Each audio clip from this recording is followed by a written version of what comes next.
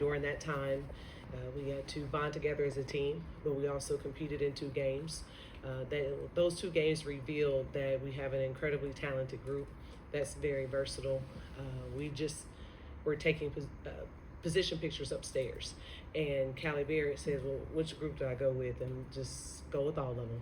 So we're excited to have new energy. We're excited to have kids that are bought in. We're excited to have those that want to come and compete every single day, and it's reflective in our workouts. And we're going to keep moving forward to make sure it's reflected in November when we take the floor.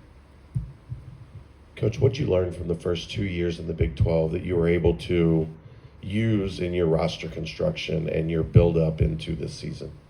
I think it was a unique balance of making sure we stay true to ourselves. We have always played a fast-paced, half-court tempo. We have married the dribble drive. We also have been intentional about recruiting people who can rebound a basketball, where defense is a priority.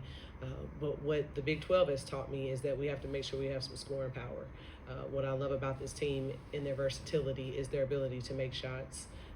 I think that when you add Maya Perry to Reagan Jackson on the perimeter, that helps us incredibly. Callie Barrett makes shots from just about anywhere too. Julia Crawford makes logo threes. So you name it. They all bring a unique skill set, but we have to figure out how to score more points. Highest ranked recruiting class in program history coming in. What have been the trickle down effects of that on the next class, as well as your roster as a whole in terms of confidence? Well, the funny part about the next class is I don't know that they see any available minutes. So what we did was we took a lot of effort to the 27 and 28 class. And while we will sign a player or two in 26, it will be most reflective in our 27 and 28 classes. I put myself in their position as a high school senior. I don't know if I'm coming to play 1 year behind this class either, and that's okay. We want people who want to be here, that want to compete. And again, we'll find the right fits. But I think that when D. Alexander decided to come to Cincinnati, it made it okay for anybody to come to Cincinnati. So it does open doors and gives us an opportunity to recruit anyone in the country. Now, local people that know Dee say, well, I can give you some season tickets and come watch Dee, but you're much more than her, but that's a nice selling point. It is. I think that if you ask Kalia DeVillisi, if she looks at Cincinnati the same without D. Alexander, if she was being honest, she would say probably not. I mean, she saw someone that she could play with for 4 years, somebody she could compete with and grow a program with. And then without Kalia DeVillisi, you don't get Kylie Torrance, who we didn't get an opportunity to talk a lot about because she was committed somewhere else. In the spring, she became available, and we were excited to scoop her up as well. The entire freshman class, I think that it was about selling them on the vision of the program and them being believers. And we think that we got it right with that group of 6, that they are coming in here and they believe that Cincinnati can be and do something really special. Did you see Dee's decision to sign here also trickle down to the transfer portal class and those players also being more interested and not just being high school? I think so. I think Maya Perry, being an Ohio kid, saw that Dee was coming here, and I think that it just confirms that something special is happening. Did she always want to be a Bearcat? Well, obviously she didn't start here, but I do think that what she sees in the momentum that we have right now, just in the past 2 seasons as well, and not just this recruiting class, but our returners and the work that they've done to take a step forward in the Big 12, I think that interests them. But I mean, good players love playing with good players, and I think that that's what we're seeing happening. How do you feel like the freshmen have got acquainted to not Big 12 ball yet, but to college basketball, and you guys getting to play overseas? How important was that to get those reps, those live reps with those young ladies? It was incredible. And, and when I took the job and JC and I were having that conversation, it was necessary. And I'm super thankful that we had enough people come through that allowed the trip to happen. I always give him a ton of credit because I know people think that it's about raising the money and that sort of thing, and it obviously is, but your athletic director has to be on board. He has to see the value in a trip of that nature, and he did. And then you have our fundraisers that went in and took care of the other part, and Maggie, who was able to walk us through a lot of the steps. So anytime something like an international trip happens, it takes a lot of people, more than anybody will get credit for. But it meant everything because we had an opportunity to play with lineups.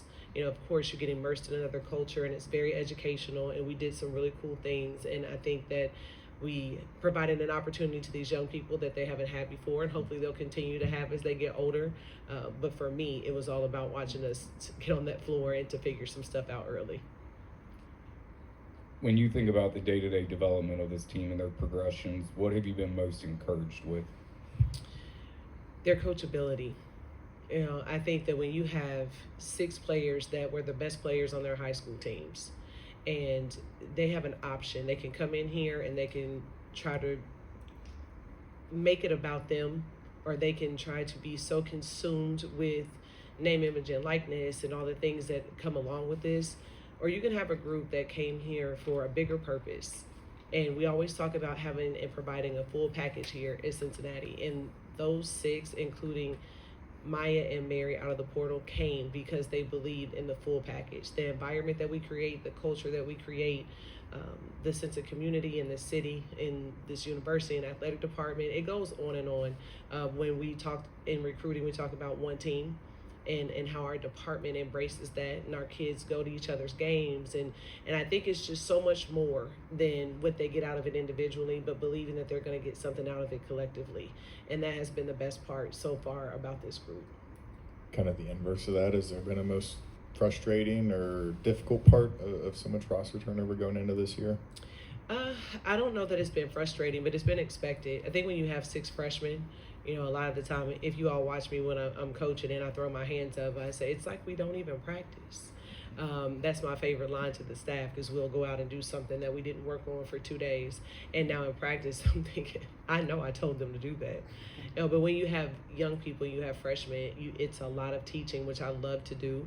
But you forget sometimes. The last 2 years, we've had incredible experience. When you lose a Jillian Hayes that's been in this league and at this school for 5 years, she just came off as a leader, and that she knew exactly what to do all the time. And while Reagan has done a great job, Destiny Thomas has done a great job stepping into that space, and even Maya with her experience has come in and been really helpful, and all of our returners have taken a lot of pride in that. You still are going to have your days where you have 6 freshmen in the gym and 8 newcomers, and it feels like it. For those who maybe aren't familiar with Maya Perry, what does she bring to this team, and how important was it for you guys to get in on her so quick and get her on a visit and then wrap up that recruitment really quick? Yeah, it was incredibly important. I think that when you want to be a downhill, get to the free throw line, paint 2 type of team, someone's got to open the lane. And Maya was the 3rd leading 3-point field goal percent shooter in the country last year. And when we saw that she was hitting the portal, we did everything we could to convince her that she would thrive in this environment, in our system. And we were fortunate that she saw that vision and decided to come, because it's going to make the game a lot easier for a lot of people out there. What did the girls like the most? Pizza, pasta, or gelato? Gelato, 100%. Every time that I experience an international tour, there is a gelato spot right by the hotel. And it doesn't matter what time of day, afternoon or evening, you can see 4 or 5 of your players lined up at the gelato store. Which one ate the most? If I had to guess, Abby Owens, our coach. So they introduced it to me, and before I knew it, after every meal, we were headed over there to that restaurant and having gelato. But our players, who knows? They probably, all of them, shared and ate as much as the next. But I think out of our coaching staff, AO wins for sure. Where did it all go? Yeah. She was at a youth medium. Okay, so this is definitely off beat, but I have to tell you something. We call Abby Owens Jimmy Johns. Super freaky, super fast. She times herself from one place to another. So if I say, hey, AO, I left the practice plan upstairs, she literally hits her watch like the equalizer and takes off to go get it and comes back. So that's where it went. It's burned. It's gone. So, but... Any other questions? You've kind of mentioned your staff with AO. How important has the continuity of this staff, similar to Coach West and his staff, been to the continued development and, I guess, rise of this program? Everyone knows how much I value our staff, and how through the different stops that I have made, how fortunate I am that they have come with me and believed in me and what we were doing enough that they wanted to be a part of it. And you do not sign a recruiting class like we just did without everyone being able to sense the family. And you hear us talk about sisterhood a lot. and just the chemistry that we have on our staff and how it trickles down to our team. There is absolutely no way we would be able to take the steps forward without the people on my staff. And that extends out to our support staff and, of course, the administrators, everyone who makes decisions for us every day.